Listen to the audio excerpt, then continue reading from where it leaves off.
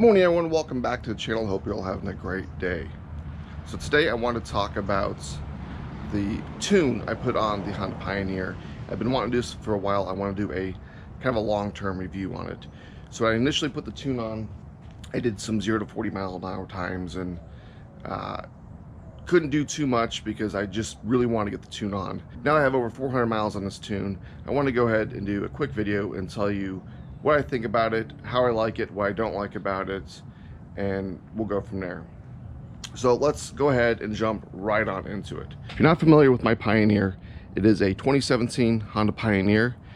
Drivetrain is completely stock from airbox to exhaust. I have upgraded the axles. I have Rhino 1.0s in the front and 2.0s in the rear. I also have Viking 814 suspension on it, upgraded tie rods, and Super ATV A-arms front and rear. And as you can see, I'm not running a stock tire. I am running a 4-inch portal lift with 34.5-inch tall tires, or 35. So what does all that mean? Well, my whole drivetrain is stock for the most part, except for the portal lift, which gives me a 30% gear reduction in the tires. So I am actually a little bit under geared. Instead of having a top speed of 66 miles an hour, I can only go 59, but that's not why I have this machine. So let's go ahead and let's talk about the tune. So when I did the tune, I did a little different than most. I bought a second computer from Rocky Mountain ATV for a couple $100. And the reason I did that is I was unsure of the tune. I didn't want to have any issues, and if I did, I could put the stock computer back in and actually show you how to change a computer out in the initial test video. And if you haven't watched that video, check it out. I'll put a link in the description below. To be honest with you, I have had zero issues with the tune. So now I've driven this Pioneer everywhere from sea level to around 7,500 feet with the tune. Without the tune, I've taken it up to around 9,500 feet, and I plan on doing that here in the next few weeks as I have another camping trip coming up. So let's jump into this tune. Let's talk about the power, because that's what everyone wants to know, is how much power did I get? Well, there's no dyno numbers. Here's what I can tell you with the tune. The tune gives you more low-end torque. It gives you maybe a smidge in your mid-range, and you get nothing on the top end. When I bought the tune, I bought it specifically for the oversized tires that I was running.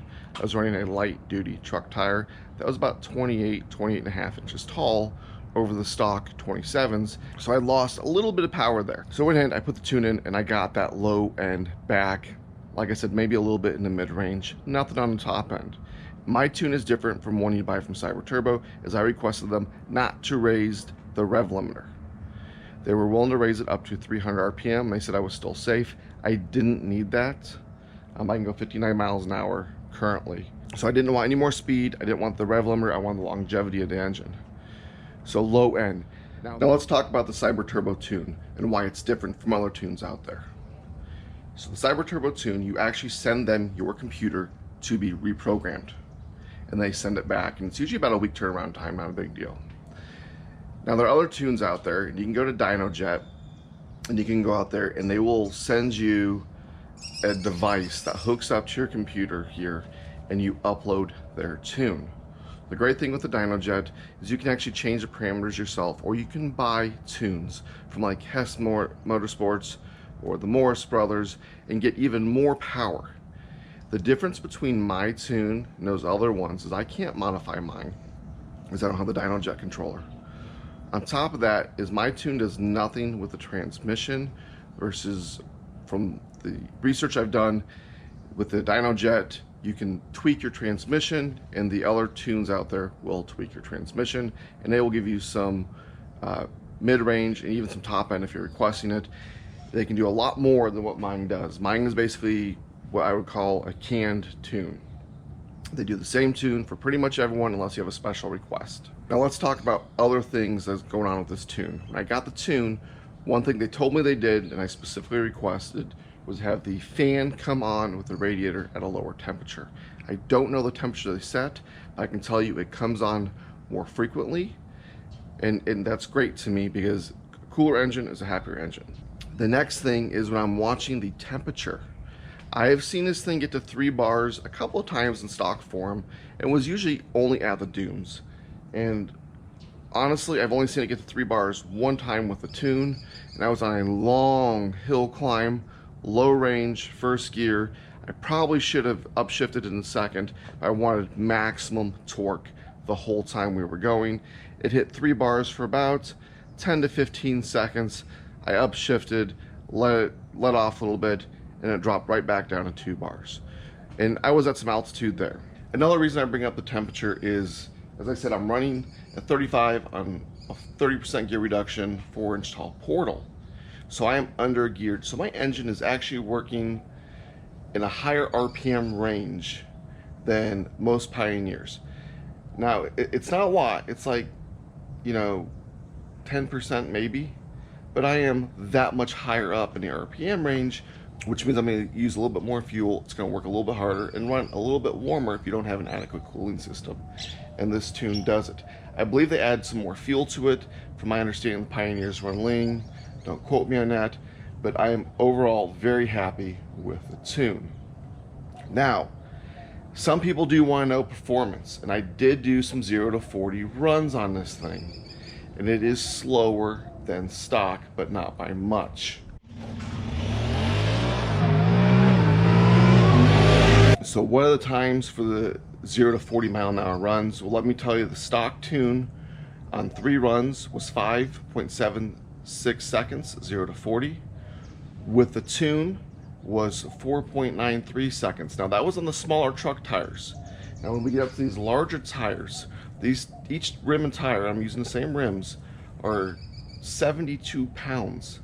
So if my 0 to 40 was 6.2 seconds, it was about a half a second, a little less than half a second slower than stock, and almost 1.3 seconds slower than with the smaller tires.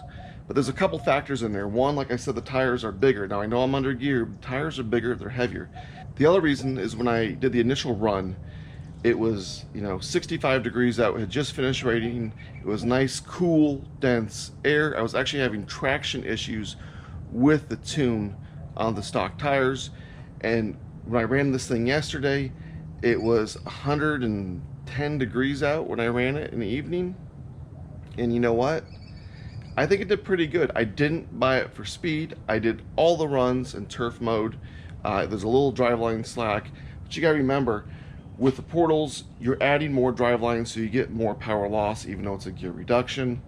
But if things still climbs like a billy goat, having the gear reduction in the portals and the Pioneer, I think the low range and reverse are perfect in this thing. I think it's the way it should come from the factory, honestly.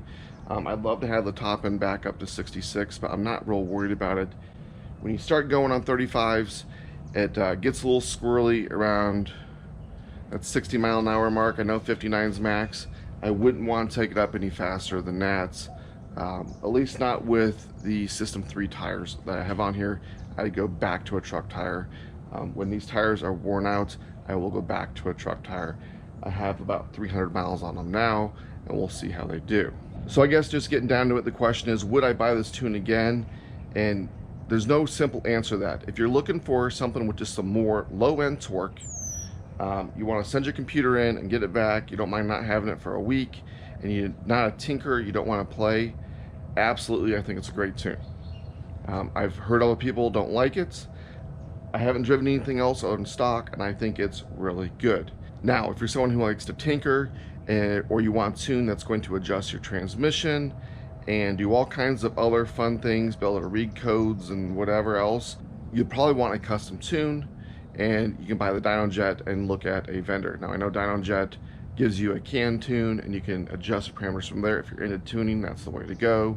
Or if you're like me, who I don't do the tuning, I'd rather do the building.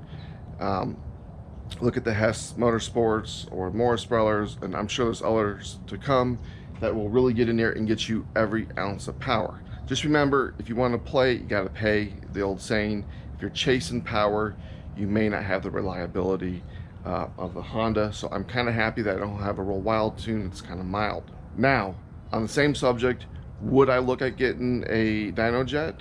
Absolutely. And I'm very curious on running my current setup with a Hess Motorsports tune or a Morris Brothers tune or something else. So let me know what you guys think. Is the Silber Turbo Tune good enough for you? I mean, when I bought it, it was 300 bucks. Yeah, I bought a second computer, but you don't have to do that. Or is the Dyno Jet and other tunes the way to go, or just leave it stock? So don't forget to like, share, subscribe, and until next time.